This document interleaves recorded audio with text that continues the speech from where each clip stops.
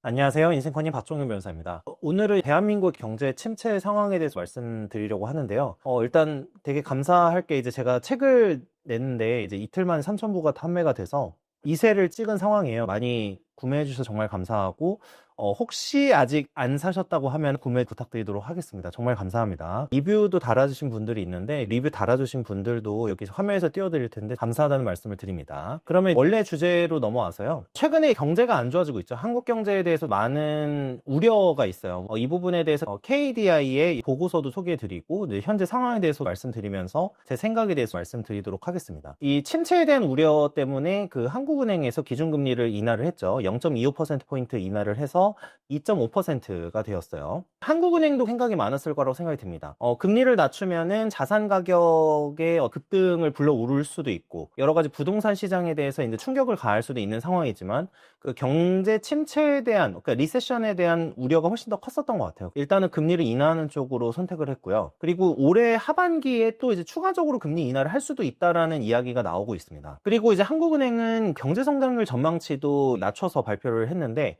원래 1.5%로 예상을 했었다가 지금 0.8%로 낮춰서 예상을 한 상황입니다. 그리고 이거는 KDI의 의견과도 일치하고요. 우선은 이제 우리나라가 경제 위기를 겪었던 그런 상황들, 그러니까 뭐 리먼 브라더스 사태가 터졌던 2008년 이후, 그리고 코로나 사태 같은 이런 특수한 상황들이 아니고서는 1% 성장도 못했던 해가 없습니다. 근데 그런 상황이 발생할 수 있을 것 같고요. 올해는 뚜렷한 위기가 없음에도 1% 성장도 못하는 충격적인 해가 될 것 같아요. 대한민국 역사상 드물었던 케이스, 석유 파동이나 IMF 같은 큰 경제 위기나 외부적 변수가 아닌 이상에는 이랬었던 적이 거의 없기 때문에 경제 성장이 어렵지 않을까라고 예상을 하고 있습니다. 참고로요, 2009년 리먼 브라더스 사태 여파로 그때 0.9% 성장을 했었고요. 그리고 2020년에 코로나 사태 때문에 마이너스 0.7% 성장을 했었는데 요 케이스를 제외하고는 2000년대 이후에는 1% 성장을 못한 해가 없었습니다. 거기에다가 올해 4월에는 지표에 트리플 감소라고 하죠. 이 생산 소비 투자가 모두 마이너스를 기록한 월이 됐어요. 뭐 이거에 대해서 미국의 관세 문제도 있고 여러 가지 문제가 있었지만 구조적으로 봤을 때 한국이 성장하기가 어려워지는 거 아니냐. 그래서 장기적인 저성장을 할 가능성이 매우 높은 상황으로 가고 있고 이 부분은 급격하게 큰 사건이 있지 않은 이상은 변동되기 좀 어려울 것 같다. 대체적인 전문가분들의 예상입니다. KDI 같은 경우에는요, 장기 저성장에 대한 어떤 보고서를 발표를 했어요. 5월 8일에 잠재 성장률 전망과 정책적 시사점이라는 이제 보고서를 냈습니다.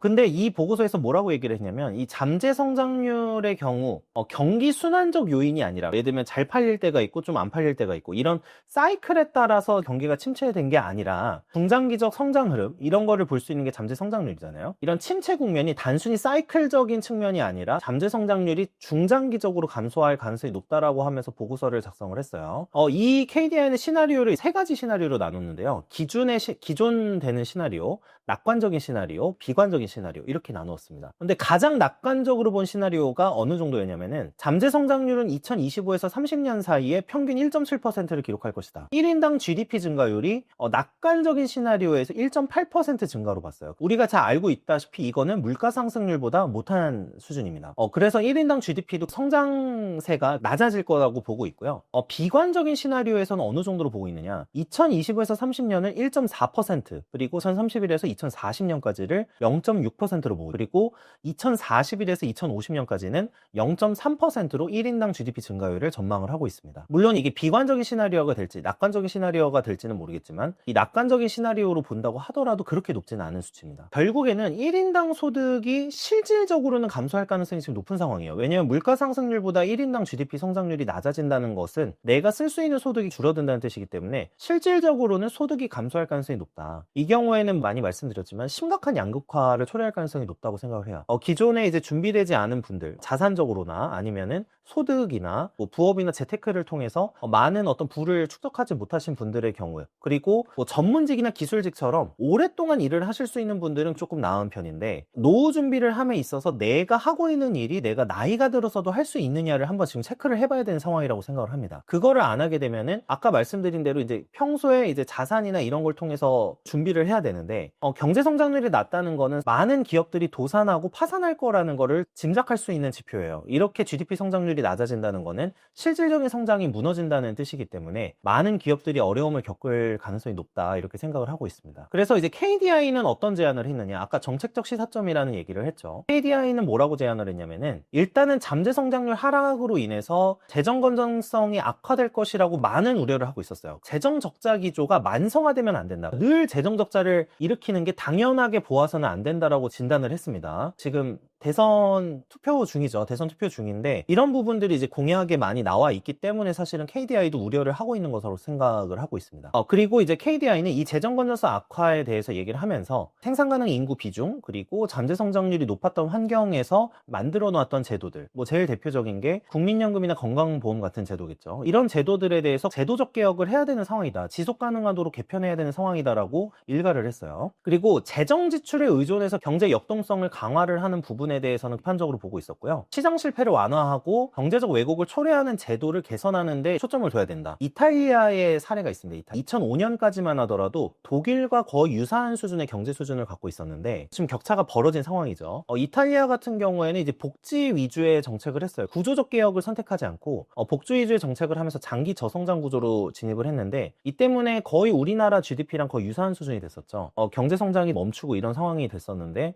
이거에 대해서도 이제 이거는 KDI 보고서는 아니지만 다른 보고서에서도 우려를 하는 경우들이 있었습니다. 그리고 다시 KDI 보고서로 들어와서 KDI 보고서에서는 또 어떤 걸 제안을 하느냐, 진입장벽 완화를 해서 혁신성, 생산성 높은 기업들을 최대한으로 유치를 해야 된다. 새로운 시장을 개척할 수 있는 여건을 마련해야 된다, 이렇게 계속 얘기를 하고 있어요. 경쟁을 제한하는 구조도 개선해야 되고 경직된 노동시장에 대해서도 규제를 완화해야 된다, 이런 의견을 펼치고 있습니다. 뭐 연공서열제 폐지라던가 아니면 노동시장을 유연화하기 위해서 근로시간이나 이런 걸 좀 유연하게 적용을 한다거나 이런 부분에 대해서 이야기를 하고 있고요. 특히 제가 제일 많이 와닿았던 게 뭐냐면, 개별 경제주체 관점에서 인센티브가 부여되는 제도로 대부분의 제도를 개혁해야 된다라고 이제 이 보고서에서는 얘기를 합니다. 성과에 부합하는 보상을 받는 시스템, 단순히 연공서열제가 아니라 기여한 만큼, 일을 한 만큼 성과를 보상받을 수 있는 이런 체계를 구축을 하는데 노력을 많이 기울여야 된다, 이렇게 얘기를 하고 있어요. 개인의 관점에서 보면은 뭐 사회 문제만 뭐 보고 이런다고 해서 삶이 바뀌진 않겠죠. 장기 저성장 구조로 진입을 하는 상황에서는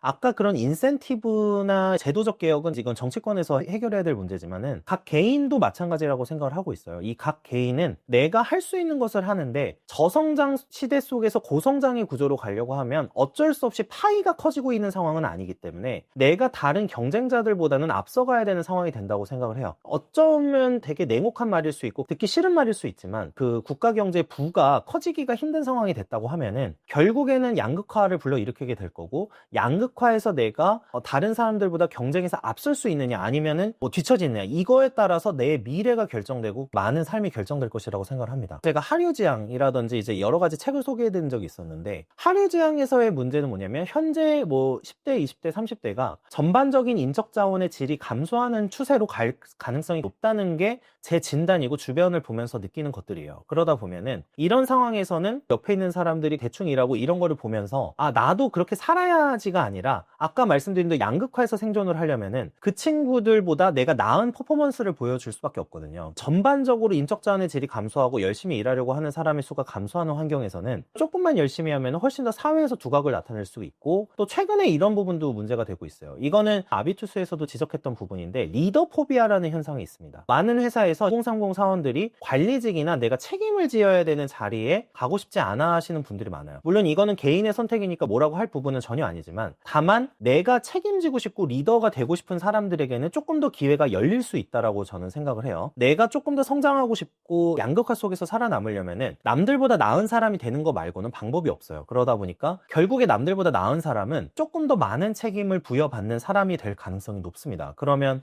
이런 리더포비아 현상 속에서도 내가 앞으로 나아가려고 노력을 한다고 하면은 다른 경쟁자들보다는 앞서 나갈 수 있는 하나의 계기가 될 것이다, 이렇게 저는 생각을 하고요. 리더를 하기 쉽지 않고 오래 이렇게 그냥 생존하고 싶다라고 생각하시는 분들도 당연히 그 생각을 존중하지만, 내가 조금 책임을 지더라도 나아가고 싶다라고 생각하시는 분들에게는 현재와 같은 이런 경기 침체, 하류지향적인 사회 분위기 속에서는 앞서 나갈 수 있는 계기가 될 수 있다, 이렇게 저는 생각을 하고 있습니다. 오늘도 이제 영상을 좀 이제 경기 침체와 관련해서 좀 개인이 어떻게 살아야 될지를 좀 말씀을 드려봤는데, 결국에 이런 양극화 사회에서는 승자와 패자로 나뉠 수밖에 없는 것 같아요. 같이 성장할 수가 없는 분위기로 가고 있기 때문에, 이러면은 전체 파이에서 나눠 먹을 때 내가 승자가 되느냐 패자가 되느냐의 문제가 될 것 같거든요. 어쩔 수 없이 우리는 고민을 해봐야 되고, 제 이제 영상을 시청하시는 분들의 경우에는 되도록이면 승자가 되셨으면 한다, 이런 바람에서 오늘 영상을 찍어봤고요. 제 책도 한 번 더 이제 구매해 주시고 사랑해 주시면 더 감사하겠습니다. 시청해 주셔서 감사합니다.